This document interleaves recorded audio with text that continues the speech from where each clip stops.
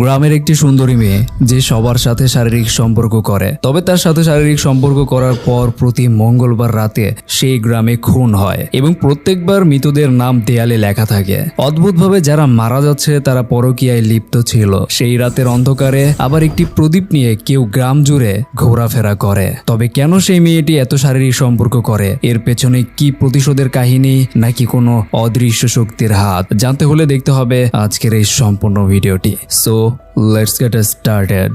Movie শুরুতে আমাদের 1986 সালের সিন দেখানো হয়। সেখানে আমাদেরকে রবি আর শৈলী নামে দুজন ছোট ছেলে মেয়েকে দেখানো হয়। তারা দুজন একসাথে পড়ালেখা করত এবং তারা দুজনের অনেক ভালো বন্ধু ছিল। একদিন বাড়ি ফেরার সময় তারা কুয়ার কাছ থেকে আওয়াজ শুনে সেখানে যেয়ে দেখে সেখানে একটা কুকুর আটকা পড়েছে। কুকুরটাকে উদ্ধার করার পর শৈলী সেটাকে তার বাড়িতে নিয়ে আসে। শৈলী তার নানির সাথে থাকতো, কারণ তার মায়ের মৃত্যুর পর তার বাবা আরেকটা বিয়ে করে ফেলে আর তার অন্য ওয়াইফ এবং তার বাচ্চাদের নিয়ে থাকে। তবে শৈলীর মা মৃত্যুর আগে তার নামে কিছু সম্পত্তি লিখে দিয়েছিল। সেগুলো দখল করতেই তার বাবা প্রায় শৈলীর নানির কাছে আসতো। শৈলীর নানি তার বাবাকে বলে দেয় এসব কিছু শৈলীর প্রপার্টি, সে তাকে দেবে না। এর কারণে শৈলীর বাবা রেগে সেখান থেকে চলে যায়। এসব দেখে শৈলীর অনেক মন খারাপ হয়, কারণ সে তার বাবাকে অনেক ভালোবাসতো। এসবের জন্য শৈলী মহালক্ষ্মীর মন্দিরে যে কান্নাকাটি করতে শুরু করে। তখনই সেখানে রবি আসে। এদিকে রবি সবকিছু শুনে শৈলীকে বলে চিন্তা করো না, সবকিছু ঠিক হয়ে যাবে। তখনই রবির বাবা সেখানে আসে আর তাকে মারতে শুরু করে। রবি চলে যাওয়ার পর রবির বাবা শৈলীকে খারাপ ভাবে টাচ করছিল, যেটা দেখে বোঝা যায় রবির বাবা তার সাথে খারাপ কিছু করেছে। এবং পরের সিনে দেখানো হয় রবিদের বাড়িতে আগুন লেগেছে। আগুন লাগার সময় সে বাড়িতে রবি আর তার বাবা ছিল। আশেপাশের লোকজন আগুন নেভানোর আগেই তাদের পুরো বাড়িতে আগুন লেগে যায়। এসব দেখে শৈলী অনেক কষ্ট পায়, কারণ রবি তার একমাত্র বন্ধু ছিল, এখন সে আর নেই। এরপর সেই 10 বছর পরে শিফট হয়। সেদিনটি ছিল মঙ্গলবার। এখানে একটা কুকুরকে দৌড়াতে দেখা যায়। এরপরই কুকুরটির পিছু পিছু আমরা একজন মহিলাকে দেখি যে রাতের অন্ধকারে দৌড়াচ্ছিল। তার পায়েলের ঝুনঝুন আওয়াজ অনেক জোরে শোনা যাচ্ছিল। তার হাত আর মাথায় প্রদীপ ছিল। মঙ্গলবার সকালে একজন বৃদ্ধা লোককে দেখানো হয় যে দেয়ালের কিছু লেখা অনেক মনোযোগ দিয়ে পড়ছিল। এরপরই সেখানে গ্রামবাসীরা জড়ো হয়ে লেখা পড়তে শুরু করে। দেয়ালের মধ্যে বড় বড় কিছু লেখা ছিল।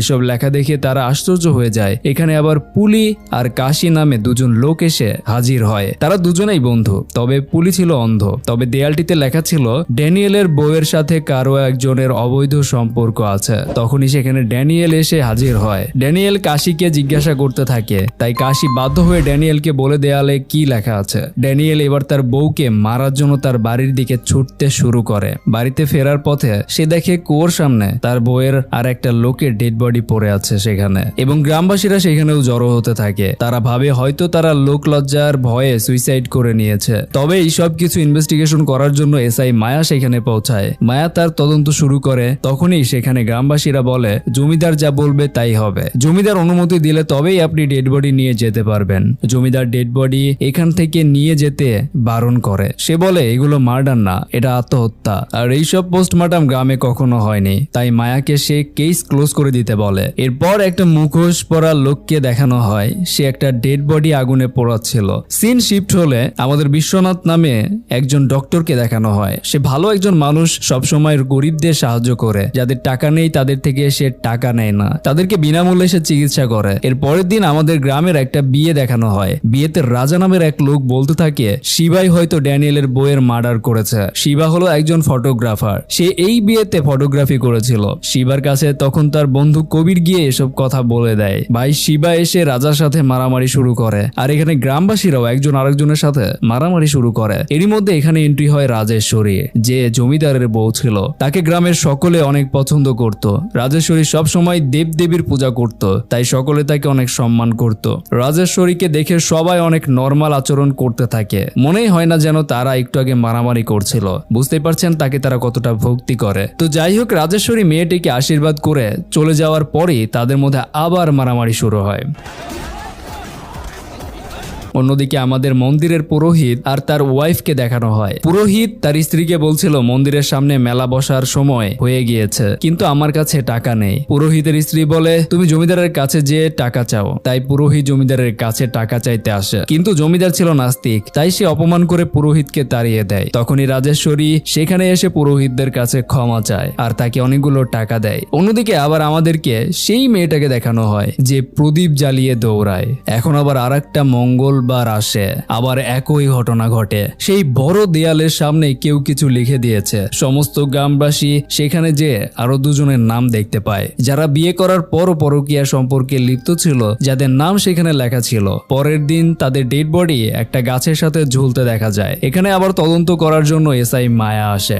মায়া আবার জমিদারের কাছে অনুমতি চায় পোস্টমর্টম করার জন্য। জমিদার এবার রাজি হয়ে যায়, কারণ এসব কিছু আর সুইসাইড মনে হচ্ছিল না। মায়া ড্যানিয়েলের ওয়াইফের ডেড বডি তুলে আনতে যায়, কিন্তু তারা সেখানে গিয়ে দেখে কোনো ডেড বডিই নেই। মায়া অনেক অবাক হয়ে যায়। এরই মধ্যে গ্রামবাসীরা সিদ্ধান্ত নেয় তারা এসব কিছু রহস্য উদ্ঘাটন করবে, আর পরের মঙ্গলবারের আগেই তারা সেই খুনিকে খুঁজে বের করবে যে এসব কিছু করছে। তাই তারা প্রতিদিন রাতে পাহারা দিতে শুরু করে। তখনই তারা সেখানে সেই দেবীরূপী নারীটিকে দেখে যে প্রদীপ নিয়ে দৌড়াচ্ছিল। গ্রামের লোকেরা তখন দেয়ালের কাছে আসলে মুখ বাঁধা একটা লোককে দেখতে পায়। তারা তখনই তাকে ধরে ফেলে, আর এই লোকটা ছিল শিবার বন্ধু কবির। এই রাতের বেলা আবার ডাক্তার শহর থেকে গ্রামে ফিরছিল। তখনই সে কুয়ার পাশে একটা মেয়ের কান্নার আওয়াজ শুনতে পায়। ডাক্তার মেয়েটিকে দেখে ভয় পেয়ে যায়, কারণ মেয়েটি ডাক্তারকে দেখে ভয়ঙ্কর চিৎকার করে। আর এই মেয়েটি ছিল শৈলী। এরপরের দিনে এখানে 18 মাস আগে চলে যায়। শৈলী তখন কলেজে পড়তো। শৈলী দেখতে অনেক সুন্দর হওয়ায় গ্রামের ছেলেরা তার দিকে কুদৃষ্টি দিত,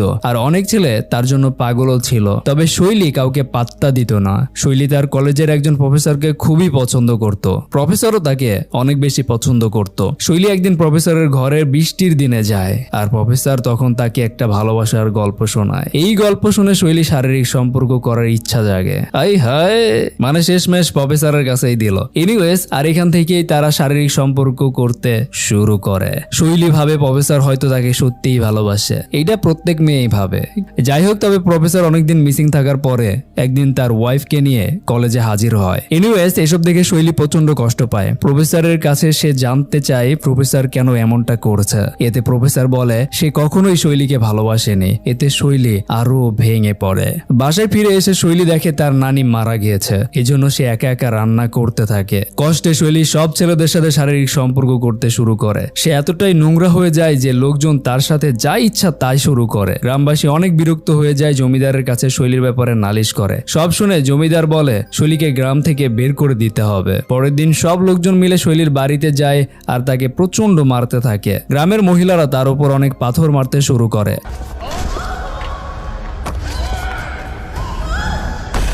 এরপরে শৈলীর মরাদেহ কুয়ো থেকে উদ্ধার করা হয়। সবাই ভাবে শৈলী সুইসাইড করে নিয়েছে, আর ঠিক সেই মুহূর্তে সিন বর্তমানে চলে আসে। এদিকে কবিরকে মায়া থানায় ডেকে জিজ্ঞাসাবাদ করছিল। এতে কবির বলে যে সে রাজার বোনের সাথে রিলেশনশিপে আছে, তাই সে নিজের আর রাজার বোনের নাম সেখানে লিখতে গিয়েছিল যাতে গ্রামবাসী তাদের সম্পর্ক মেনে নেয়। তখন মায়ার হাতের লেখার সাথে মিল না পাওয়ায় কবিরকে ছেড়ে দেয়। এরপর আবার মঙ্গলবারের রাত চলে আসে। গ্রামবাসীরা পাহারা দিতে শুরু করে। একটু পর সেই মেয়েটি মাথায় প্রদীপ নিয়ে ছুটতে থাকে। তখন একটা বৃদ্ধ লোক তাকে দেখে ভয় পেয়ে যায়। সে সবাইকে গিয়ে বলে সে মা কালীকে দেখেছে। কেউ তার কথা বিশ্বাস না করে তাকে তাড়িয়ে দেয়। আসলে এটা গ্রামের পুরোহিতের বউ ছিল, যেটা এখনই আমরা জানতে পারলাম। যাই হোক, সে প্রতিদিন মঙ্গলবার রাতে গ্রামের মানুষের মঙ্গলের জন্য এমনটা করে থাকে। অন্যদিকে দেখানো হয় দেয়ালে কেউ লিখে দিয়েছে আমাদের সবার এইডস হয়েছে। সবাই ভাবে এটা ড্যানিয়েলের কাজ, কারণ সে সেখানেই ছিল, তাই তারা তাকে মারতে যাবে। কিন্তু ড্যানিয়েল বলে সে মাত্রই এখানে এসেছে। এইবার এখানে সিন কাট হলে আমাদেরকে ডাক্তারকে দেখানো হয়। এই দেয়ালে এই সবকিছু ডাক্তারই লিখতো। ডাক্তার যখন আবার কিছু লিখতে যায় তখনই মায়া তাকে ধরে ফেলে। এখানে একটা সিন দেখানো হয়। সেদিন রাতে ডাক্তার আসলে কাউকেই দেখেনি। সে এমনটা করেছে যাতে গ্রামবাসী ভয় পেয়ে যায়। এদিকে ডাক্তার বুঝে যায় সে মায়ার হাতে ধরা পড়েছে। সেজন্য সে ব্যাগ থেকে একটা ইনজেকশন বের করে মায়াকে পুশ করে দেয়। মায়ার যখন চোখ খুলে সে নিজেকে একটা বৃদ্ধ বাড়িতে দেখতে পায়। তার হাত পা বাঁধা ছিল এবং ডাক্তারও সেখানে উপস্থিত ছিল। বাঁধা অবস্থায় মায়া বলে আমি আপনাকে দেখে নেব ডাক্তার। ডাক্তার মায়াকে বলে আগে সত্যিটা জানুন, আমি কেন এসব করেছি, তারপর না হয় যা ইচ্ছা করবেন। এবার ডাক্তার কাহিনী বলতে শুরু করে। একদিন রাতে ডাক্তার বাড়ি ফেরার সময় শৈলীকে অত্যন্ত খারাপ অবস্থায় রাস্তায় পড়ে থাকতে দেখে। এরপর ডাক্তার তাকে হসপিটালে নিয়ে যায়, কিন্তু শৈলী তাকে বলতে থাকে সে বাঁচতে চায় না। এরপর শৈলী ডাক্তারকে তার সমস্যার কথা খুলে বলে। ডাক্তার শহরে তাকে মানসিক মানসিক ডাক্তার দেখাতে নিয়ে যায়। সেই শহরের ডাক্তার বলে শৈলীর হাইপার সিকুয়াল ডিসঅর্ডার হয়েছে। এমন রোগীরা উত্তেজিত হয়ে পড়ে, রোগী না চাইলেও এখানে তার শরীর উত্তেজিত হয়ে পড়ে। এনিওয়েজ ব্যাপারটা কিন্তু খুবই ইন্টারেস্টিং, আপনি না চাইলেও আপনার শরীর উত্তেজিত হয়ে পড়তেছে। যাই হোক, ডক্টর শৈলীকে নিজের মেয়ের মতো আপন করে নেয় আর তার সেবা যত্ন করতে থাকে। শৈলীও ধীরে ধীরে সুস্থ হতে থাকে। এখানে সিন আবার প্রেজেন্টে চলে আসে। এখানে দেখানো হয় সেই মুখোশ পরা ছেলেটার সাথে ফটোগ্রাফার শিবার মারামারি হচ্ছে। শিবা মুখোশধারী ছেলেটাকে আক্রমণ করে, তাই মুখোশধারী ছেলেটা শিবাকে ধনুক দিয়ে আঘাত করে মেরে ফেলে। এরপর ডাক্তার আবার তার গল্প বলতে শুরু করে।